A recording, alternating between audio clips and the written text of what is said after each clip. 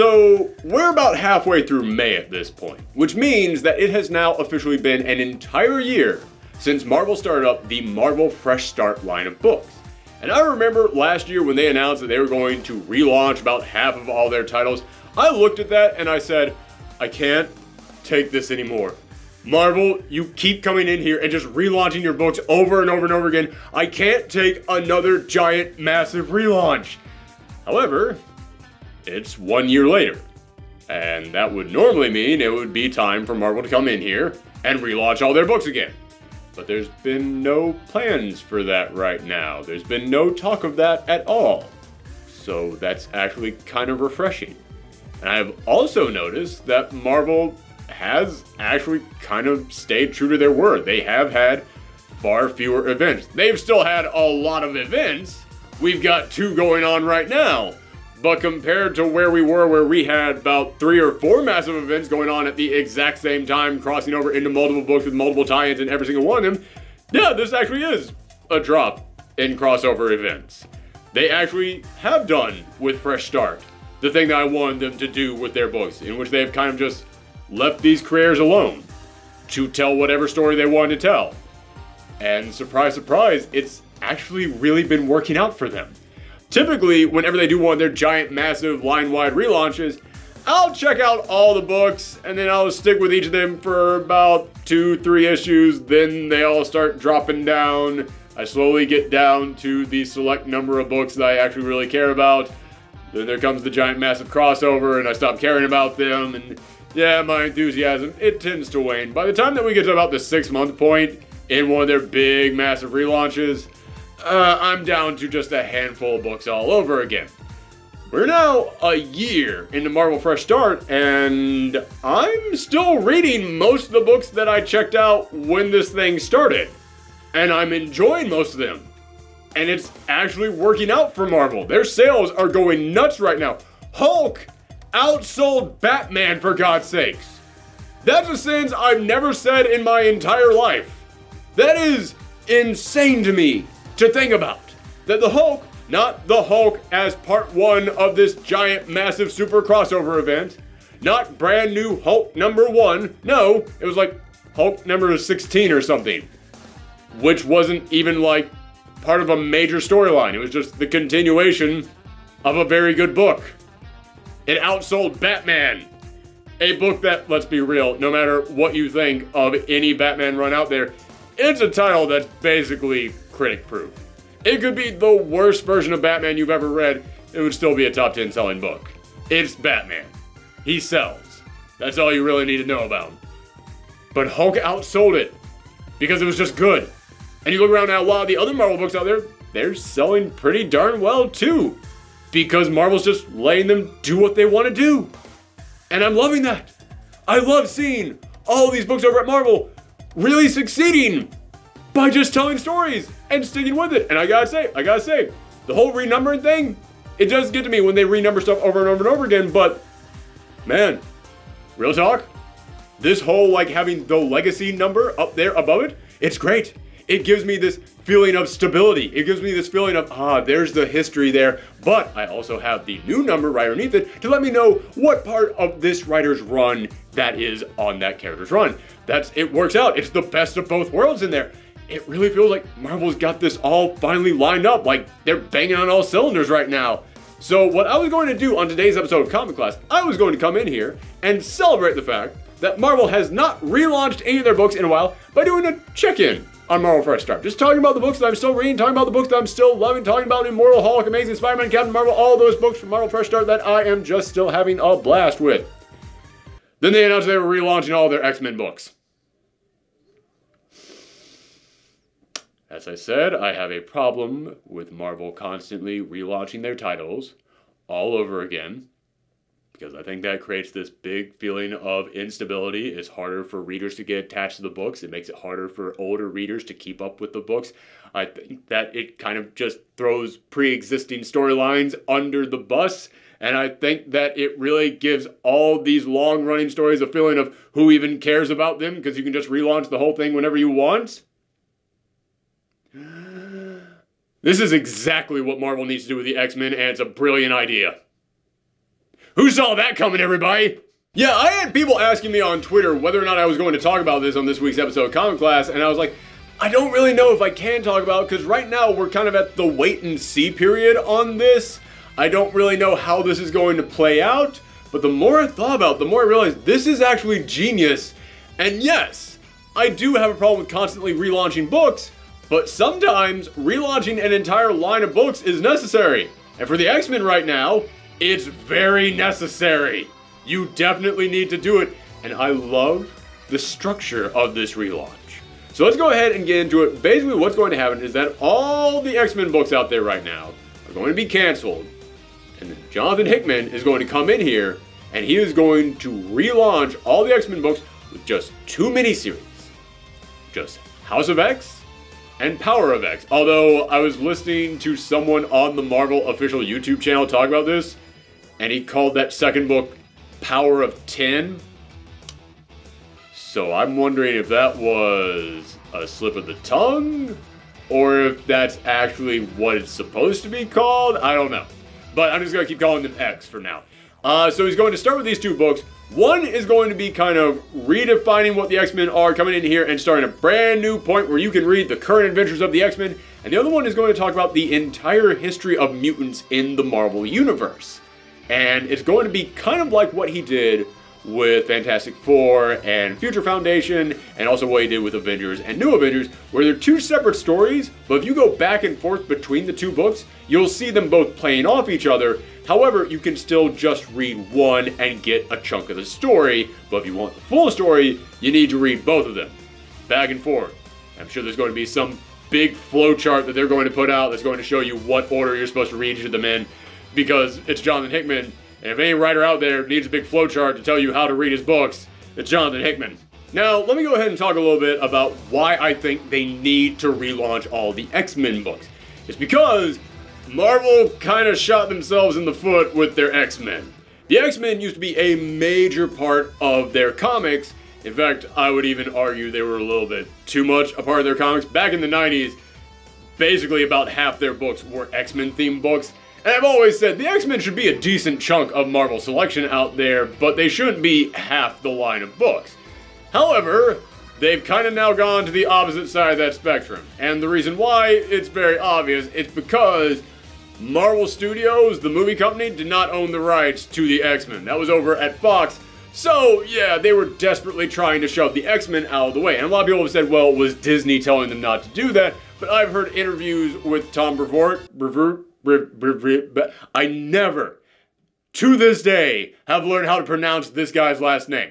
But I heard some interviews with Tommy B, and he said that, hey, listen, if you had the option to sell something that you made all the profits from, or sell something that you only made half the profits from, which would you sell?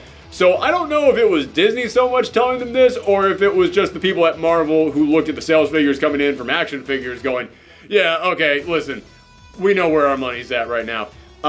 So yeah, that's a mystery that's never going to be fully resolved, but something that had to do with the movie rights was going on behind the scenes at Marvel. So they tried to get rid of the X-Men. They tried to just push them over to the side and make the Inhumans the new X-Men, which was kind of a betrayal to both the X-Men and, ironically, the Inhumans. Because the Inhumans had a lot of cool things going for them, none of which were, they're kind of like the X-Men. That was not the thing that made the Inhumans cool. So they kind of lost all the stuff that made the Inhumans cool, and now we're just stuck with who even knows what's going on with the Inhumans. And they also had to shove the X-Men almost completely out of the door. And the only reason why this didn't work was because, yeah, no one liked it. No one liked what they were doing with the X-Men, and no one liked what they were doing with the Inhumans, which was the more important part of this. Because if no one liked what they were doing with the X-Men, then it would kind of fall into Marvel's big plan of, hey, people stopped reading X-Men. But now they're reading the Inhumans. No one was reading the Inhumans. The X-Men still outsold the Inhumans by such a wide margin that even if they were only getting half the profits from all the merchandise that was being sold about the X-Men, yeah, man, that was still better than what they were getting off the Inhumans. So they kind of had to bring the X-Men back around. They had to pull them back in and go, hey guys, the X-Men are back, everybody. So they brought them back in with X-Men Gold, X-Men Blue, but they still had all these weird running plot threads from previous X-Men things. such as the Terrigen Mist and the time-traveling X-Men in there, and it was still just this thing that people were like, okay, well, this isn't the best jumping-on point that we could have had. And also, the books weren't that good. X-Men Blue at the time by Cullen Bunn was one of the better new X-Men books that they were putting out at this time, but it still really only appealed to the people who had been following the X-Men non-stop for several years at that point, so you couldn't really bring in that many new audiences with that. X-Men Gold, that was the one that was supposed to be like, this is more like the classic X-Men, so this is going to bring in all the new fans, and that one wasn't really that great. I mean, it wasn't bad, it was just very super okay. And if you're supposed to have this big thing of, yeah, the X-Men are back, everyone, you can't really come in here with, it's fine, it's okay. And I know a lot of people out there are like, well, yeah, but they didn't want anything to be that big and great because they still didn't own the movie rights.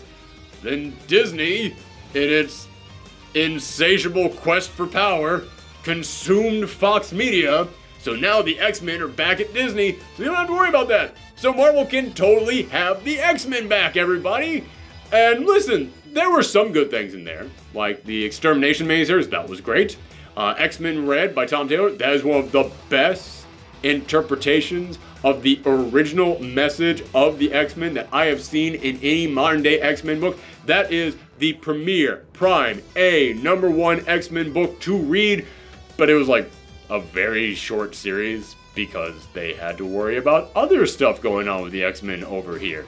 And then there was All New Wolverine, which again by Tom Taylor was fantastic. It was wonderful, but they had to cancel it because they wanted to get that old X-Men feeling back in there.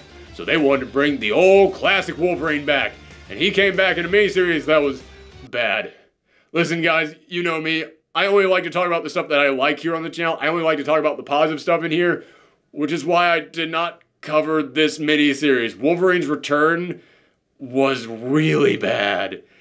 And it would have been bad on its own, but it was worse because you looked at and went, we're getting this, and had to drop All New Wolverine, an actually really good series, in order to get this. So yeah, fans were not that happy, even though they got original recipe Wolverine back in there. But oh no, don't worry everybody. We're gonna do the X-Men what we did with Avengers No Surrender, which was this big, massive success. We got all the Avengers writers to come together, bring together all the current Avengers in this weekly series, and it's gonna be so darn good, and we're going to rename it Uncanny X-Men. It's going to be the brand new Uncanny X-Men series. Remember that classic X-Men series? It's coming back. It's back now. It's weekly, and we're getting all the best X-Men writers on. And you got Ed Brisson. Ed Brisson had been doing a great job in the X-Men. You got Kelly Thompson. She'd been doing a great job in Mr. and Mrs. X. Then you got Matthew Rosenberg, a guy who I had been saying for the longest time was the perfect guy to write X-Men books. And they did this 10-issue series on Uncanny X-Men. And wow, again, it wasn't good. Again, I love all three of those writers. It hurts me to say this was not good. I really did not enjoy it. I bought the trade of this thing so I could read it all in one sitting. I did not want to wait week to week to week. I wanted to get this whole thing at once. I got up to like chapter 8 and then I took a month-long break from that book. I could not return to it, and I hate saying that because I really like the writers on that book. I want to see them succeed. I want to see them do incredibly well, and they have been doing well on other X-Men books. But this one in particular, yeah, it wasn't that good. And it all led into Age of X-Men, which nobody's really been that excited about. I haven't seen anybody really talking about that. And that was supposed to be their big, like, you liked Age of Apocalypse? Oh, we're bringing back all the classics here. The X-Men are back, baby. Uncanny X-Men's back. Yeah, but it wasn't that good. Well, Age of Apocalypse, we're now doing something just like that. Yeah, but nobody really cares about this time around. So yeah, the X-Men just have not been able to pick up steam. And it's not like it's for lack of trying. Again, Avengers No Surrender was a great idea that worked wonderfully. So doing that with the X-Men seems like it should work with them. It just didn't. Oh, people liked Age of Apocalypse. It's one of those things that everybody keeps talking about even to this day. Let's try and do something like that again. Yeah, it just didn't work. Like everything on paper here, when you look at the people working on these books, when you look at the ideas behind these books, it should work. But it really hasn't. I mean, like Matthew Rosenberg's current Uncanny X-Men, it's Cyclops. He's back. He's leading the team again. And it's Wolverine, Cyclops and Wolverine. It's them, the two of them back together again. It's all right. It's fine. Yeah, it's pretty good. It's, you know, it's doing okay. Yeah, that should be bigger than, yeah, it's all right.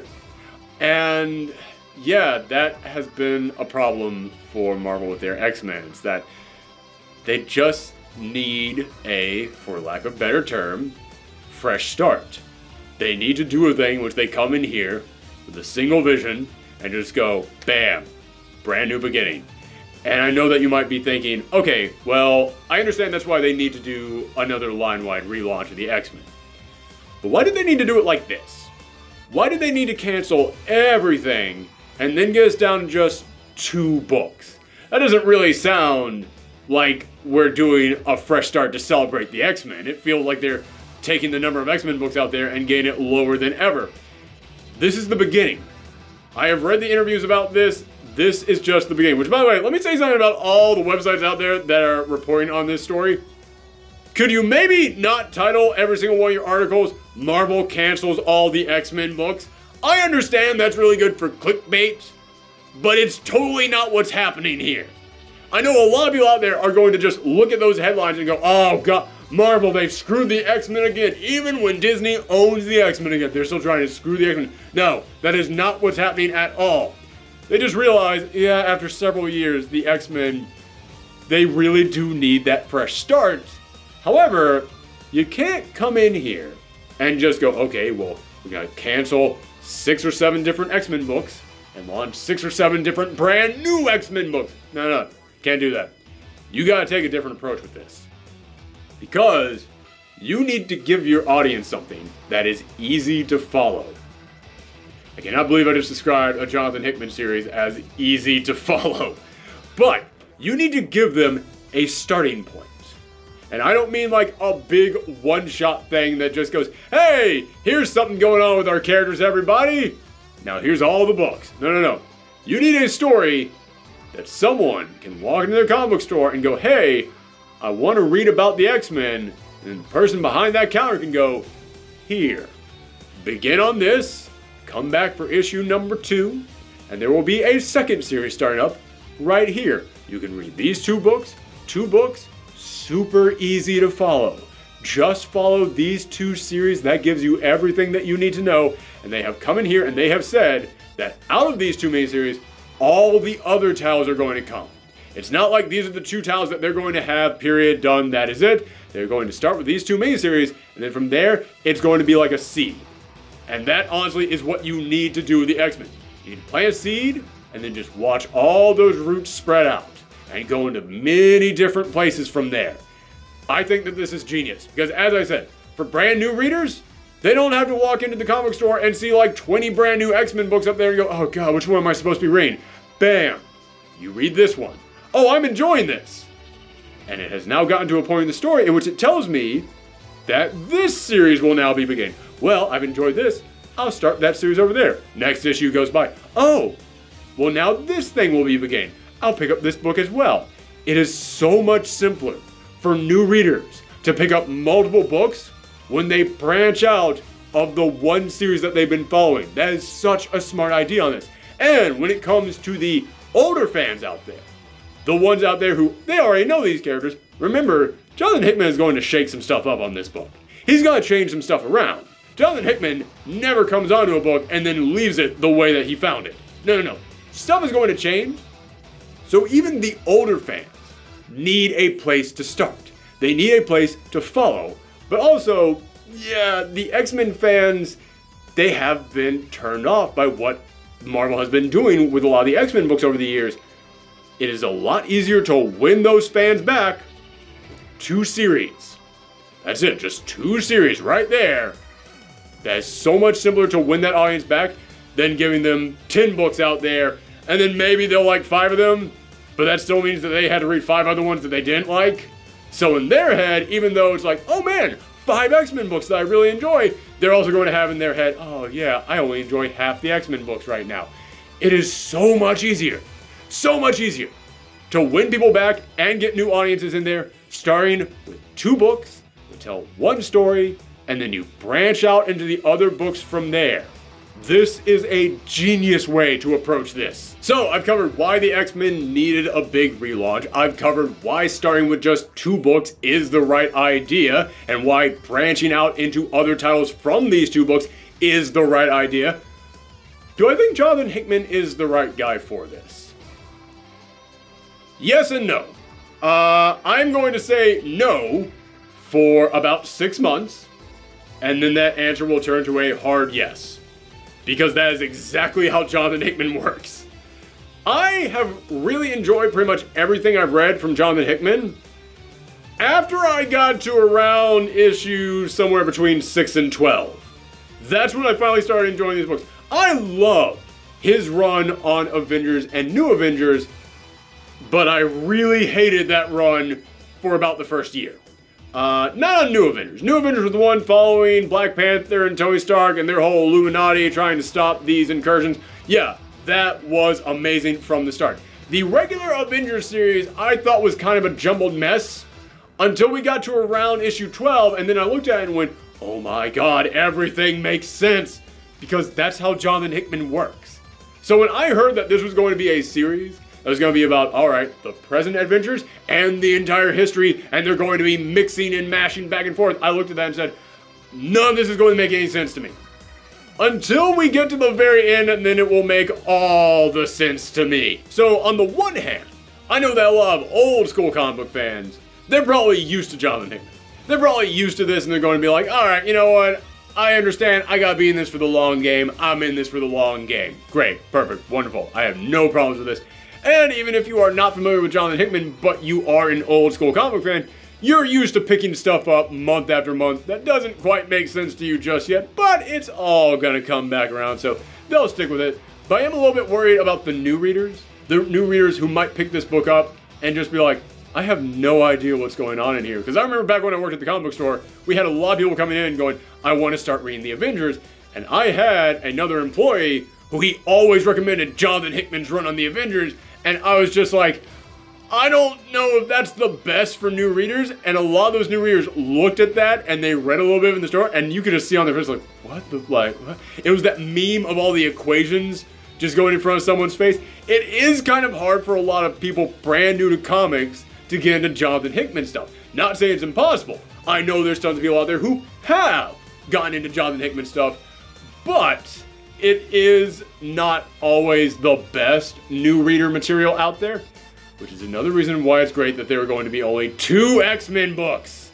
Again, if this was like the defining X-Men book out there, but there were 12 other X-Men books out there, I could understand a new reader coming in here and going, oh, well, this is the thing that I really need to read. I don't quite get this. I'm going to drop this and go over to these other books over here and just hope that I find something that I like. There's only going to be 2. Meaning, if you want to read the X-Men, you're kind of just going to be stuck with these 2 until it makes sense to you. Again, launching with only 2 books is really genius right now. It kind of forces people to stick with Jonathan Hickman until Jonathan Hickman makes sense. And when it comes to Jonathan Hickman's unique style of imagination and storytelling, I think it's great for the X-Men. I really think that he could be the next Grant Morrison on this book, because Grant Morrison, I think, shook the X-Men up for the positive more than pretty much anyone else in my comic book reading lifespan. He came in here and he's the one who just really took everything that had been established with these characters over decades and turned it completely on its head, rewrote all the rules of being a mutant, completely changed what the school was, and it was so refreshing and so new, and it was a wonderful place for new readers to start reading this series. And Jonathan Hickman tells stories very similar to the way that Grant Morrison tells stories, and I have even heard a lot of people at Marvel going, this will be the biggest thing to happen to the X-Men since Grant Morrison was on the X-Men. Yeah, I think that he could come in here and breathe fresh new life into this series in a way that no other reader really has. Now, as for the type of stories that we can expect Jonathan Hickman to tell with the X-Men, I don't know. Because no one knows. Because no one has ever known what Jonathan Hickman is going to do with the character. Jonathan Hickman is a bag of surprises just waiting to be opened, okay? No one knows what this guy is going to do with the series when he starts writing it, but you know it's going to be weird. I know it's very controversial of me to come in here and say that Jonathan Hickman story might be weird. But it is! It's going to be something very bizarre. He's going to do something strange with the X-Men. Which is great. Because the X-Men have always been Marvel's strangest heroes. They've been the weird side of the Marvel Universe. Maybe not as much as the cosmic level weird, but weird in their own unique way that doesn't really fit any other book out there. So, yeah, when you have one of the weirdest writers out there tackling a team known for really weird storylines, it really does seem like a match made in heaven. Now, that's not to say that all X-Men storylines are weird. X-Men have always had two different styles of stories. They've had the weird stories, and then they have also had the relatable stories. They've had the stories out there where mutants are meant to be a metaphor for people in the real world, in which mutants are meant to serve as a message about people who face discrimination in the real world. And I don't know how much of that we're going to get in Jonathan Hickman's book. I'm not saying that it won't exist in there. I'm just saying I can guarantee the weird, I can't guarantee the relatable. But Jonathan Hickman does always manage to add humanity to his weirdness, so I think he's going to have that covered as well. Again, I'm not going to take any bets on this at all, because no one knows what Jonathan Hickman is going to do with this book. Hell, we don't even fully know if it's Power of X or Power of 10. That is how much of a mystery this is all going to be. But I have a sneaking suspicion that Jonathan Hickman is not just going to do these two miniseries. I've read a couple interviews with him, and in the beginning, he was really making it seem like, yeah, I'm just doing these two miniseries. That's it. I'm just coming in here doing these two miniseries. But that was before we knew that they were going to cancel all the other X-Men books, and all future X-Men books were going to come out of these two miniseries. Because Jonathan Hickman is not a guy who is known for playing the short game. He plays the long game. And now, in current interviews that I've read with him, he's like, oh, this is going to set up stuff for years to come. But because they can't yet talk about what books are coming out of these two miniseries, he can't really come in here and talk about, you know, what books he may or may not be writing after this. But I have a really strong suspicion he is definitely going to be writing some books after this, because he's not really known for being a guy who comes in here, sets up a bunch of other stuff, and then hands it off to other people and goes, all right, you tell me how it ends. No. I think that we're going to see about 5 years on the X-Men from Hickman. I think that he has got a long plan for them. And listen, Hickman is going to get the X-Men back to where they need to be. Hickman is going to get the X-Men back to being that Marvel book that everyone talks about. Because even if this is bad, it's going to be something everyone's talking about. It's going to be something that people are going to be rushing to the comic book store going, well, I don't care what other people are saying in the reviews. I heard that in this thing, this happens, and I need to know that in order to know this, so I need to buy this. So yeah, the X-Men are going to be a massive talked about book again. But there you go, everyone. Let me know what you think about this announcement in the comments down below. Are you looking forward to what Jonathan Hickman may or may not do with the X-Men? Do you like where the X-Men are at right now, and you don't want to see them completely relaunched all over again? What are your thoughts on this? Let me know down in the comments below. Or you can always contact me on Twitter or Twitch at Professor Thorgy. Thanks for tuning in, everyone. Come back next time. Bye.